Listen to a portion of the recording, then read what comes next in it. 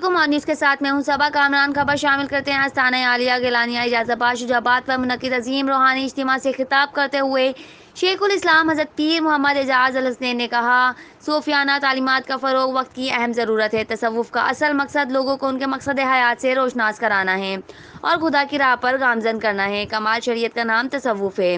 غیر شرعی لوگوں کا اہل تصوف سے کوئی تعلق نہیں. اس موقع پر پاکستان بھر سے شامل کئی علماء کرام، مشائخ عظائم نے بھی شرکت کی اور آخر میں عالم اسلام، ملک و قوم پاکستان کے تمام اداروں خصوصاً فوج عدلیہ کے لیے خصوصی دعا کرائی گئی اور آخر میں شرکا کی اونٹ کے گوشت سے تواضع کرائی گئی. رپورٹ کر رہے ہیں راؤ شکیل آن نیوز شجاع آباد. لائک کریں، کمنٹ کریں، شیئر کریں اور بیل آئیکن کو پریس کرنا مت بھولیں. دیکھتے رہیے آن نیوز.